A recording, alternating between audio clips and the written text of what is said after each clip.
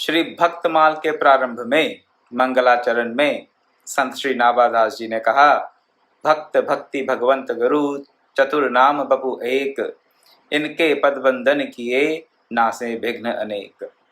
भक्त भक्ति भगवान और गुरु एक ही हैं, नाम चार हैं, भासते हैं, लगता है कि चार अलग अलग हैं। क्या? भक्त भक्ति भगवंत और गुरु। चतुर नाम बपु एक, कहने को चार हैं लेकिन वस्तुतः एक हैं। बिना भक्त के भक्ति क्या और बिना भक्ति के भक्त क्या? तो भक्त और भक्ति तो एक ही हुए, लेकिन किसकी भक्ति की जाएगी? भगवान की। भगवान की भक्ति ही भक्ति है। बाकी किसी और की भक्ति करेंगे, किसी मनुष्य विशेष की भक्ति कर लेंगे, किसी संसारिक पद पदार्थ की भक्ति कर लेते हैं। हम लोग करते रहते हैं, ऐसी बात नहीं, करते हैं। धन की भक्ति होती है जी, धन की, बल की, बुद्धि बल की भक्ति होती है, बाहुबल की भक्ति होती है।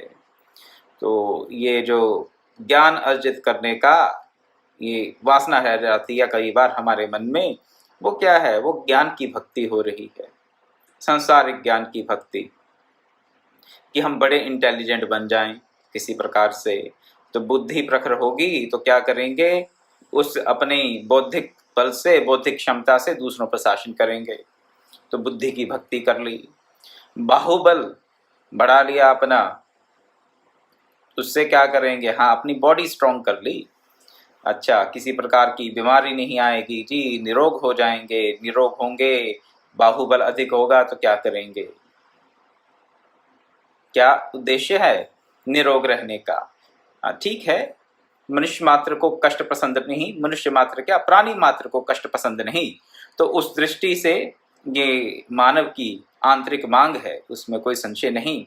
लेकिन किसी भी प्रकार की साधना करके अगर निरोग शरीर प्राप्त कर लिया, तत्पश्चात क्या किया? अगर उसका कोई ध्येय नहीं तो वो तो क्या हुआ? केवल और केवल बाहुबल की, शारीरिक बल की भक्ति कर ली। तो धन की भक्ति करते हैं हम लोग, बुद्धि बल की भक्ति करते हैं, बाहुबल की, शारीरिक बल की भक्ति करते हैं, और भी भांति भांति की भक्ति करते हैं। संसार के जितने भी वस्तु, व्यक्ति, पद पदार्थ हैं, उनकी भक्ति में हम तल्लीन रहते हैं। सारा समय, जीवन इसी में निकल जाता है। लेकिन वो भक्ति वास्तव में भक्ति है नहीं, क्योंकि उससे विभक्त होना ही पड़ता है। उससे विभक्त, उससे अलग होना ही पड़ेगा। धन बल से भी अलग होना पड़ेगा, बाहुबल से भी अलग होना पड़ेगा, बुद्धि बल से भी अलग होना पड़ेगा, शारीरिक बल से अलग होना पड़ेगा। इस संसार के जितने भी वस्तु, व्यक्ति, पद पदार्थ हैं, उन सब से हमें विच्छेद करना ही पड़ेगा। जीते नहीं करेंगे तो मृत्यु के समय तो करेंगे ही करेंगे, होगा ही। शरीर ही नहीं रहेगा तो बाकी के सांसारिक संबंध किसी भी वस्तु, व्यक्ति से रह नहीं पाएंगे। तो इनकी भक्ति भक्ति नहीं है। भक्ति तो उससे कीजिए जिससे कि एक बार जिसके भक्त हो गए तो उसके बाद विभक्त कोई कर नहीं सकता, विभक्त होंगे ही नहीं। जहां से विभक्त ना हो, भक्ति उसकी कीजिए। ये टेम्पररी चीजों की भक्ति करके, ये टेम्पररी संबंधों की, सांसारिक संबंधों की, क्षणिक संबंधों की भक्ति करके क्या मिलेगा?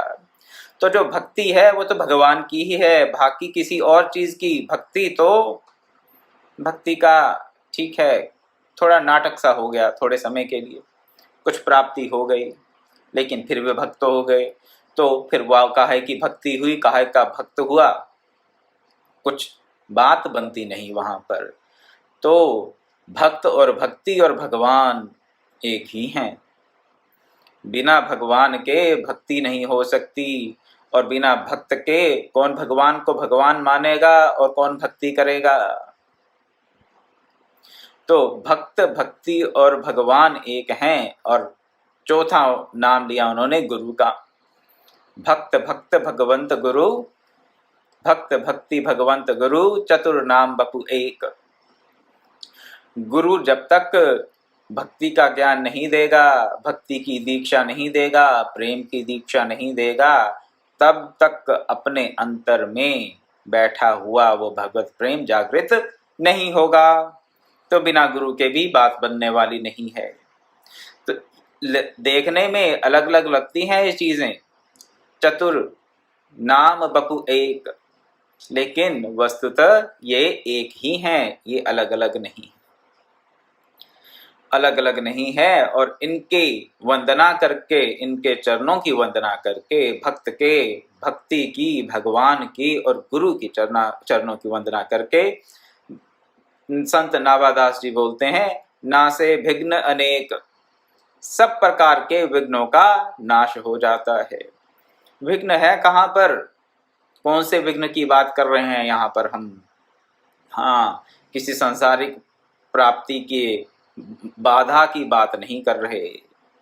विघ्न क्या है? हमें अपने अंतर में बैठा हुआ जो परमात्मा दिखता नहीं है, उसी में ही विघ्न है। और उस विघ्न को भक्त, भक्ति, भगवंत और गुरु, इनकी वंदना दूर कर देती है। इसी का प्रयास हम करते हैं भक्तमाल की कथा में, कि हम भक्त की चर्चा करें, भक्तों के चरित्र की चर्चा करें। जैसे कि आजकल हम द्वादश प्रधान भक्तों के अंतर्गत प्रहलाद महाराज के चरित्र का श्रवण कर रहे हैं, और उन्हीं के चरित्र के माध्यम से हम भक्ति की भी चर्चा कर रहे हैं। भक्ति की चर्चा हो रही है, प्रहलाद महाराज जी के गुरु देव ऋषि नारद जी की चर्चा हो रही है, और फिर भगवान नरसिंह अवतार लेंगे तो भगवान की चर्चा तो होगी ही होगी। तो ये सब एक दूसरे के साथ संबंधित हैं, और इनकी चरणों की वंदना करके भक्त, भक्ति, भगवंत, गुरु, हम अपने भक्ति के मार्ग में जितने भी भांति भांति की बाधाएं, विघ्न, प्रत्युह आते हैं, उनका निवारण कर सकते हैं। और कोई रास्ता है नहीं। सोचें कि अपने बुद्धि बल से, अपनी साधना के बल से, अपने जप के बल से, अपने तप के बल से और धन बल से बाधाओं को दूर कर लेंगे तो नहीं, ये तो सब स्वयं में बाधाएं हैं। विडंबना की बात यह है कि जो स्वयं में बाधाएं हैं, हम ये सोचते हैं कि इन सारे तथाकथित साधनों से हम बाधाओं को दूर कर लेंगे, लेकिन बाधाओं को दूर करते करते हम नई बाधाएं उत्पन्न कर लेते हैं। यही अज्ञान है, यही अविद्या है, विपरीत ज्ञान। जो बाधाएं हैं उनको हम अपने सहायक समझ लेते हैं, जो विघ्न हैं उनको हम सेतु समझ लेते हैं। ये अपनी विपरीत बुद्धि का, अज्ञान का ही परिणाम है और कुछ नहीं। लेकिन इस अज्ञान का, इस विपरीत बुद्धि का नाश कैसे होगा? सत्संग से। सत्संग में क्या मिलेगा? भक्त, भक्ति, भगवंत और गुरु की चर्चा, उनका गुणगान। तो इसी आशा से, इसी प्रार्थना के साथ प्रहलाद महाराज जी के चित्र का श्रवण हम जारी रखेंगे। यहाँ पर हमने अभी तक ये श्रवण किया कि प्रहलाद जी षंड आमर्क के कहने के बावजूद क्या करते हैं? गुरुकुल में सहपाठियों के साथ भगवन नाम चर्चा, भगवन नाम का संकीर्तन, श्रीमन नारायण नारायण हरि हरि, हे कृष्ण गोविंद हरे मुरारे, हे नाथ नारायण वासुदेव, भांति भांति से उन भगवान के नाम का उच्चारण करते रहते हैं। और भगवान के नाम का उच्चारण खुद ही नहीं करते, अपने सहपाठियों से भी कराते हैं। अब क्या होता है? षंड और अमर्क ने तो प्रहलाद के पिता को वचन दिया था, हिरण्यकशिपु को, कि हम इस बच्चे को सीधा कर देंगे। अब ये जो भगवान की भक्ति करता है ये छोड़ देगा, हम इसको ऐसा पाठ पढ़ाएंगे। लेकिन सफल नहीं हुए तो क्या किया गया फिर? हिरण्यकशिपु ने, षंड आमर्क ने और बाकी भी बहुत से हिरण्यकशिपु के सहयोगियों ने प्रहलाद जी पर हमारी दृष्टि से क्या किया? बहुत अत्याचार किया। क्या अत्याचार किया? बताते हैं यहाँ पर सूली पर चढ़वाया, मदमत हाथियों के नीचे डलवाया, जल में गले में पत्थर डाल के डुबाने का प्रयास किया गया, विष पिलाया गया, अग्नि में धकेला गया, पर्वत शिखर से गिराया गया। जो कुछ भी कर सकते थे, जिस प्रकार से भी प्रहलाद जी की मृत्यु हो सके, जो भी उनकी समझ में आया वो सब उन्होंने ट्राई कर लिया, सब प्रयास कर लिए, लेकिन प्रहलाद जी को कुछ हुआ नहीं। क्यों नहीं हुआ? क्योंकि प्रहलाद जी भगवान नाम का और भगवान के श्री चरणों का आश्रय लिए हुए थे, आश्रय लिए हुए थे। क्या कहते हैं भगवान गीतानाथ जी, तेषाम सतत युक्तानां भजताम प्रीतिपूर्वकम ददामि बुद्धि योगम ते माम ददामि बुद्धि योगम तम तेन मामुपयान्ति ते। उनको मैं क्या, जो मेरा सतत भजन करते हैं उनको मैं बुद्धि योग देता हूँ। वो बुद्धि योग क्या है? यही कि भगवान के रहते हुए, भगवान की शरण में रहते हुए, भगवान की आज्ञा में रहते हुए, भगवान के आश्रय में रहते हुए मुझे किसी भी प्रकार का कोई कष्ट, कोई समस्या, बाधा पहुंचा नहीं सकती। भगवत शरण में है, भगवान नाम के आश्रय में है।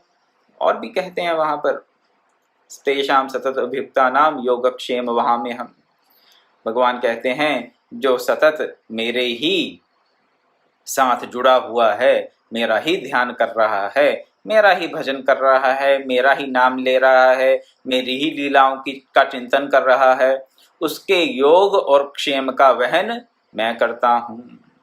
तो एक तो बुद्धि ऐसी दे देते हैं कि भक्त निश्चिंत हो जाता है। बुद्धि योग, बुद्धि योग से बुद्धि के कुतर्क समाप्त हो जाते हैं और ऐसी निश्चयात्मिका बुद्धि बन जाती है, एक निष्ठ बुद्धि बन जाती है कि प्रभु के शरण में है तो सब ठीक है, सब ठीक है, कुछ हमारा बिगड़ने वाला है नहीं, क्योंकि हमारे रक्षक तो वो परम प्रकाशक हैं, वो परमात्मा हमारी सदैव रक्षा कर रहे हैं, करते रहेंगे। ऐसी एक निष्ठ बुद्धि, ऐसी निश्चयात्मिका बुद्धि, संशय नहीं, पता नहीं करेंगे कि नहीं कर रहे हैं, अब तक तो कर रहे हैं, पता नहीं भविष्य में करेंगे या नहीं करेंगे, अच्छा उस वक्त तो किया था, पता नहीं अब इस वक्त करेंगे कि नहीं करेंगे। नहीं, संशय नहीं, संशयात्मा विनश्यति, संशय के साथ नहीं। बुद्धि योग प्राप्त होगा तो निश्चयात्मिका बुद्धि होगी। निश्चयात्मिका बुद्धि क्या है? एक निष्ठ बुद्धि। किसकी निष्ठा? कैसी धारणा बुद्धि की? कि प्रभु की शरण में हमें किसी प्रकार का कोई भय है ही नहीं, कोई भय नहीं, किसी भी प्रकार का। भय मुक्त होता है, जो भक्त होता है वो भय मुक्त होता है, और जिसके मन में अभी भय है उसने प्रभु की शरणागति पूर्ण रूप से स्वीकार अभी नहीं की। और प्रभु की शरणागति पूर्ण रूप से स्वीकार कर ली तो चाहे कोई विष पिलाए, कोई सांपों से कटवाए, आग में धकेले, प्रभु रक्षा करेंगे, करते हैं। कई बार हम लोगों के मन में संशय हो जाता है कि ये ऐसे कैसे हो सकता है कि पहाड़ से नीचे फेंका और फिर भी मरे नहीं। ये भी लोग कह देते हैं क्या वाकई ही मीरा को जहर का प्याला पिलाया गया था और उन्होंने चरणामृत समझ के पिया और वो नहीं मरी, ऐसे कैसे हो सकता है? जहर तो जहर होता है जी, जहर तो मारेगा ही। आप जैसा मर्जी समझ के पी लो, आंखें खोल कर पियो, आंखें बंद करके पियो, अगर किसी प्रकार का जहर विष शरीर में जाएगा वो तो अपना काम करेगा ही जी।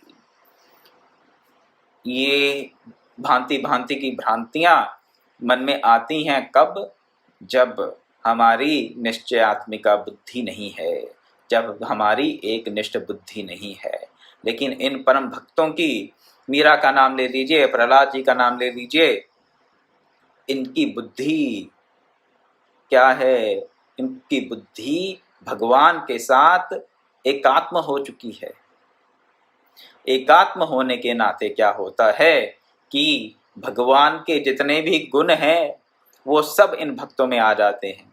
एक गुण को छोड़कर, ऐसा संतों से हम सुनते आए हैं कि सृष्टि की रचना का गुण भक्तों को नहीं मिलता। जो परम भक्त हैं, जो भगवान के साथ जो अपना एकात्म स्थापित कर चुके हैं, जहां भगवान और भक्त का भेद रह नहीं गया, वो भक्त भगवान के सब गुणों को प्राप्त कर लेता है। एक सृष्टि की संरचना का धर्म छोड़कर बाकी सब धर्म उनके भगवान जैसे हो जाते हैं। तो जो इस अवस्था का भक्त है, इस अवस्था का संत है, जो कि भगवत स्वरूप हो रहा है, जो तद्रूप हो रहा है, उसके लिए ये अग्नि की ज्वालाएं, ये जहर, ये पत्थर, पानी पहाड़ों से नीचे फेंकना कुछ नहीं कर सकता, कुछ कर नहीं सकता। वो इन सब बाधाओं का अतिक्रमण कर चुके हैं।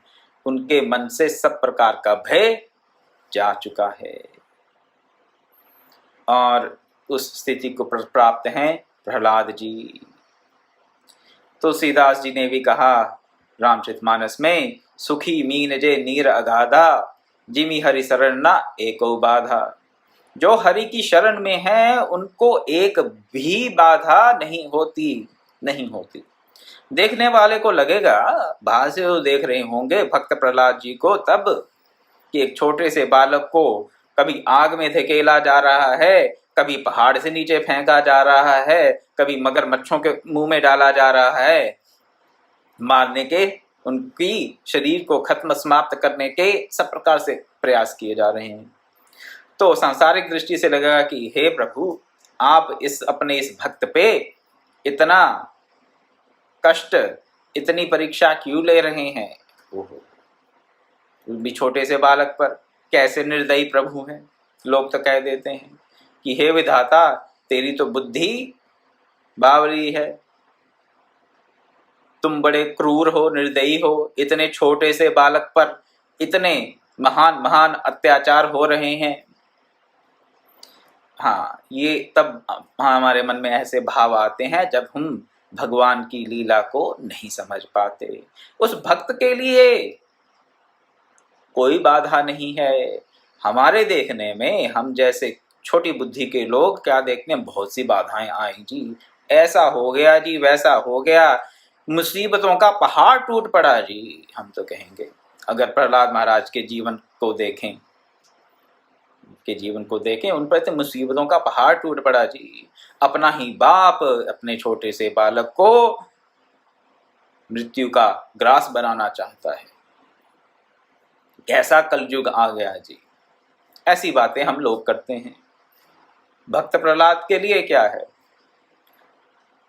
सुखी मीन जे नीर अगाधा, जिमी हरि शरण ना एको बाधा। जैसे एक मछली अगाध जल में, गहरे जल में आराम से सुखपूर्वक रहती है, वैसे ही भक्त प्रहलाद भी क्या है, हरि शरण होने के कारण उनके लिए तो एक भी बाधा नहीं है। हमारी भी वैसी स्थिति बने, इसलिए हम क्या करते हैं, भक्त प्रहलाद जैसे महान भक्तों के भक्त शिरोमणि जो प्रहलाद जी हैं, ऐसे ऐसे भक्तों के हम कथा का श्रवण करते हैं, उनके चरित्र का श्रवण करते हैं, ताकि हमारी भी थोड़ी थोड़ी आस्था बने। हमारे मन के भी जो संशय हैं कि हाँ, ये कैसे हो सकता है जी होलिका भक्त प्रहलाद को लेके बैठी, कपड़ा उड़ गया, उसने क्या, उसे होलिका जी को पता नहीं था कि वो अग्नि में बैठी हैं? क्या वो एक ढंग से कपड़ा भी पकड़ नहीं आता था उनको? तो उनसे कपड़ा उड़कर प्रहलाद जी पर गिर गया। वो प्रहलाद जी तो उन्हीं की गोद में बैठे थे। कई प्रकार के कुतर्क जो आते हैं हमारे मन में, उनका फिर धीरे धीरे क्या होगा, उनका शमन हो जाएगा, वो धीरे धीरे शांत हो जाएंगे। फिर ऐसे प्रश्न नहीं पूछेंगे कि जहर पी के जी कोई कैसे जिंदा रह सकता है। चलिए, भक्त प्रहलाद के सामने क्या हुआ, विष अमृत बन गया, अग्नि जल की भांति शीतल हो गई और होलिका तो स्वयं भस्म हो गई और प्रहलाद जी बच गए। पर्वत शिखर से हंसते हंसते ये नीचे आ गए। कोई भी यातना इनके लिए दुख नहीं बनी। यातनाएं दी गईं, लेकिन इनको कोई यातना मिली नहीं। हरि नाम का शरण, हरि चरणों की शरण का ये लाभ रहता है। साथ ही साथ भक्त प्रहलाद को अपने लिए कुछ नहीं चाहिए। निष्काम भक्त हैं भक्त प्रहलाद, किसी प्रकार की कामना नहीं है। निष्काम भक्त है, वो क्या करता है, परहित में संलग्न रहता है। हमेशा क्या करेगा, दूसरों का हित सोचेगा।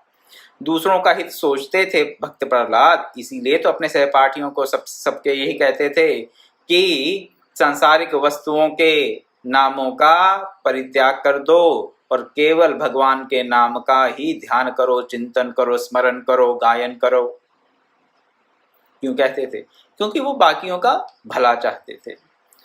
और जटायु के प्रसंग में भगवान श्री राम से कलवाया तुलसीदास जी ने, परहित बस जिनके मन माही, तिन कहूँ जग दुर्लभ कछु नाही।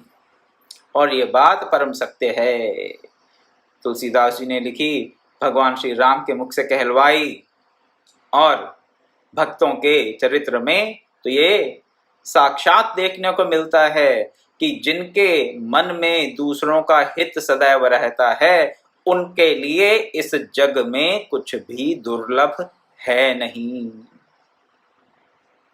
दूसरों का हित सर्वोपरि है जिनके लिए, उनके लिए इस जग में कुछ भी दुर्लभ नहीं है। भक्त प्रहलाद तो परहित में ही संलग्न है, भक्ति करते हैं निष्ठा के साथ और उसी का ही उपदेश अपने सहपाठियों को दे रहे हैं। कैसे बाधा आएगी कोई, उनके लिए असंभव कैसे हो सकता है? कुछ असंभव नहीं होता। ऐसी अपनी जो धारणा है वो हम बनाएं कि अगर भगवान की शरण हमने स्वीकार कर ली है, सही मायने में पूर्णता अनन्यता की भावना से भगवत शरण में अगर हम आ गए हैं, तो ना हमें किसी प्रकार का कोई भय होगा, ना किसी प्रकार की बाधा होगी, और ना ही किसी प्रकार की कोई यातना हम पर काम कर सकती है। नहीं करेगी, कर ही नहीं सकती। ये निष्काम भक्ति का प्रभाव है। सकाम भक्ति तो हिरण्यकशिपु ने भी की, लेकिन उसने क्या प्राप्त कर लिया? मेरी दृष्टि से तो कुछ प्राप्ति हुई नहीं। शंडामर्क दुखी हो गए प्रहलाद जी से कि ये बच्चा तो हमारी बात मानता नहीं, हमारे कहने से एकदम बाहर है। और ऊपर से हिरण्यकशिपु से भी डरते थे कि हिरण्यकशिपु को पता चल गया कि भक्त प्रहलाद तो अब भी उनके शत्रु का, भगवान का गुणगान कर रहे हैं, और इतना नहीं कि खुद कर रहे हैं, बाकी पाठशाला के, गुरुकुल के बाकी सब सहपाठियों को भी वही पाठ पढ़ाए जा रहे हैं। तो उनके मन में थोड़ा टेंशन होगी, जिसे हम कहते हैं टेंशन होगी, चिंता होगी, चिंतित हो गए कि अब क्या किया जाए। क्रोधित हो गए, तो क्रोधित होकर उन्होंने हार कर कहा प्रहलाद से, क्या कहा कि या तो हमारी बात मान जाओ, नहीं तो कृत्या उत्पन्न करके हम तुम्हें भस्म कर देंगे।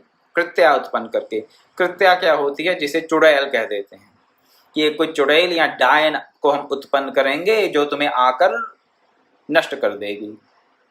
प्रहलाद जी से कहा। अब आपके मन में ये बात हो सकती है कि ये क्या कृत्याएं सत्य में होती हैं? सचमुच होती हैं जी ये कृत्याएं, चुड़ैल, डायन। अगर आप अथर्ववेद का अध्ययन करेंगे, अथर्ववेद में ऐसी विद्याओं का, ऐसे अनुष्ठानों का हमें विवरण मिलता है। अथर्ववेद के कुछ भाग हैं, उनमें ऐसा विवरण हमें मिले। अथर्ववेद में और भी बहुत कुछ है, ऐसा नहीं कि केवल यही है, लेकिन ये भी है अथर्ववेद के भाग कुछ संहिताओं में।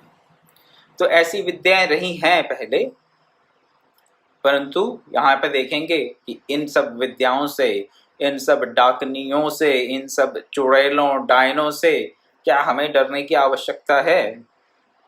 तो यहाँ पर भक्त प्रहलाद जी को शंडामर्क कहते हैं कि बात मान लो, नहीं मानोगे तो हम कृत्या उत्पन्न करके तुम्हें नष्ट कर डालेंगे। भक्त प्रहलाद जी ने क्या कहा, गुरुजी कौन किसको मार सकता है और कौन किसको बचा सकता है, सब भगवान की लीला है। उन्होंने क्रोध नहीं किया, उन्होंने ये नहीं कहा कर लो जो करना है तुम्हें, मैं भी कम नहीं हूँ, मैं भी भगवान का भक्त हूँ, भगवान मेरे साथ हैं इसलिए तुम मेरा कुछ बिगाड़ नहीं सकते। नहीं, अहंकार के वशीभूत होकर, किसी प्रकार के क्रोध के वशीभूत होकर उन्होंने कुछ नहीं कहा। भक्त के मन में ना भक्ति का अहंकार होता है और ना ही विपरीत वचन सुनने पर मन में किसी प्रकार का क्रोध उत्पन्न होता है। क्रोध के वशीभूत ना होना, अहंकार के वशीभूत ना होना भक्तों का लक्षण है, भक्तों का लक्षण है। केवल और केवल उन्होंने विनय पूर्वक अपने गुरुओं को ये कहा कि कौन किसको मार सकता है और कौन किसको बचा सकता है, सब भगवान की लीला है। वो क्या कह रहे हैं अपने गुरुओं को कि अगर आप सोचते हो कि आपके करने से कुछ हो रहा है, आप जो अपने आप को कर्ता मान रहे हो, तो ये कोई ज्यादा अक्लमंदी की, बुद्धिमता की बात है नहीं। करने कराने वाला तो भगवान है। गुरु नानक जी के शब्दों में करे करावे आपे आप, करता भी वो है और करवाता भी वो है। कौन करवाता है? वही खुद ही करवाता है, वो खुद ही करता है। खुद ही नंदलाला बनता है, खुद ही कन्हैया बनता है और खुद ही उसकी गोद में खेलता है। करे करावे आपे आप। तो जब वो ही सब करने वाला है तो भगवान की शरण में रहने वाला भक्त कैसे मान ले कि षंड और आमर्क, प्रहलाद जी कैसे मान ले कि षंड और आमर्क उनको मार सकते हैं? ऐसी बात आई ही नहीं उनके मन में। तो उन्होंने यही कहा, इसलिए कौन किसको मार सकता है और कौन किसको बचा सकता है, सब भगवान की लीला है।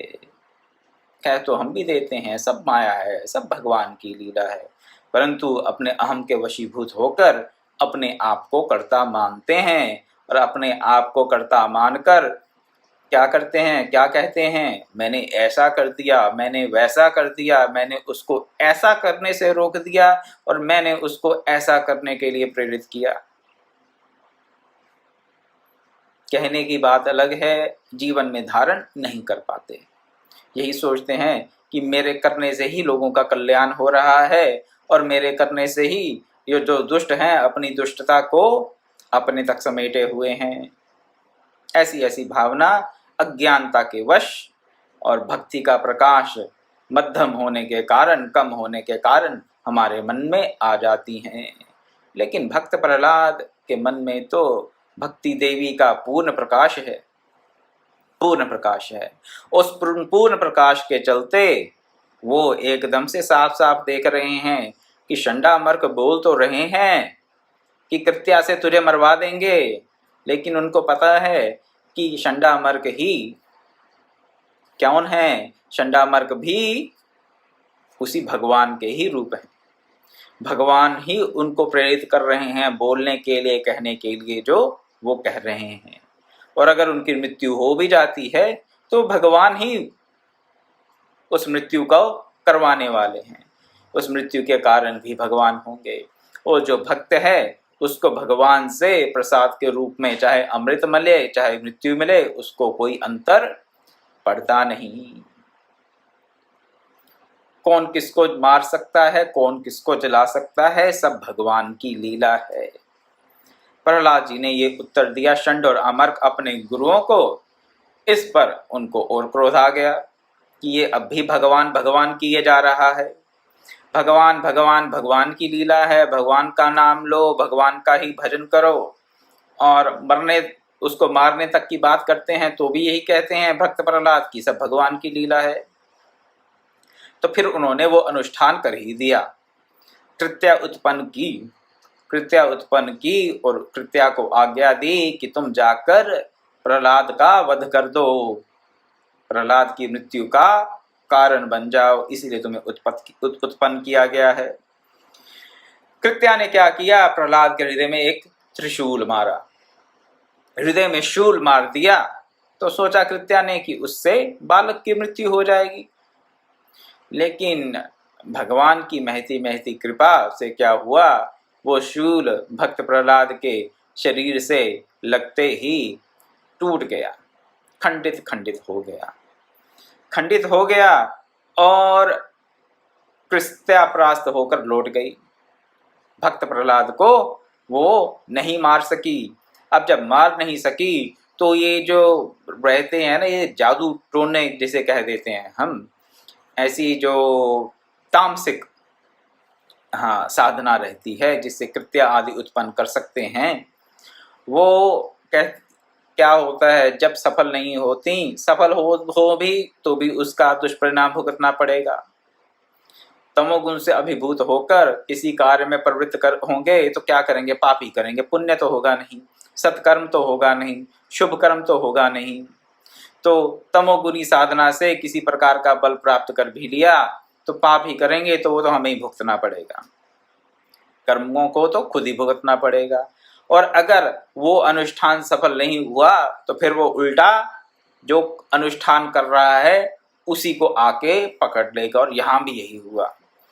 कृत्या जब असफल हो गई प्रहलाद के वध में तो क्या किया उसने, आकर षंड और आमर्क पर ही धावा बोल दिया, आक्रमण कर दिया, आक्रमण किया षंड और आमर्क पर। षंड आमर्क तो भगवत शरण में थे नहीं, वो किसकी शरण में थे, वो तो हिरण्यकशिपु की शरण में थे, उसका आश्रय ले रखे थे। तो वहां तो भगवान उनको बचाने आए नहीं, षंड और आमर्क को, उनकी मृत्यु हो गई। कृत्या, जो कृत्या उन्होंने इसलिए पैदा की थी, इसलिए उसका सृजन किया था कि प्रहलाद की मृत्यु का कारण बन जाए, प्रहलाद को खत्म कर दिया जाए उस कृत्या के द्वारा, उसी कृत्या ने षंड और आमर्क को ही खत्म कर दिया जिसने उनको उत्पन्न किया था अनुष्ठान के द्वारा। षंड और आमर्क की मृत्यु हो जाती है। षंड आमर्क की मृत्यु को देखकर भक्त प्रहलाद के मन में बहुत दुख होता है, बहुत व्यथा होती है। व्यथा क्यों होती है? पहली बात तो ये कि वो उनको अपना गुरु समझते हैं, और गुरु का शरीर छूट गया, और उसकी दूसरी बात कि वो उसके कारण बने। भक्त प्रहलाद ये सोच रहे हैं कि मेरे ही कारण इस कृत्या को उत्पन्न किया गया, और उसी कृत्या ने षंड और आमर्क का वध कर दिया। तो किसी भी प्रकार से सोचा जाए तो मैं इनकी मृत्यु का कारण बन गया। अब अपने आप को उनकी मृत्यु का कारण समझ रहे हैं, मन में ग्लानि कर रहे हैं, और दोनों गुरुओं का जो हत्या हो गई उसका भी उनको दुख है। इस दुख के चलते वो भगवान से प्रार्थना करते हैं। लेकिन क्या प्रार्थना करते हैं और उसका क्या रिजल्ट होता है, क्या आउटकम है, उसका क्या परिणाम होता है, उसकी चर्चा हम कल करेंगे। तो आज की कथा से अगर हम ये संदेश लें और अपने जीवन में धारण करने का प्रयास करें कि अगर हम सही में हम शरण में हैं भगवान की, सत्य में भगवान की शरण है, तो ना हमारे जीवन में कोई बाधा है, ना किसी प्रकार का भय है।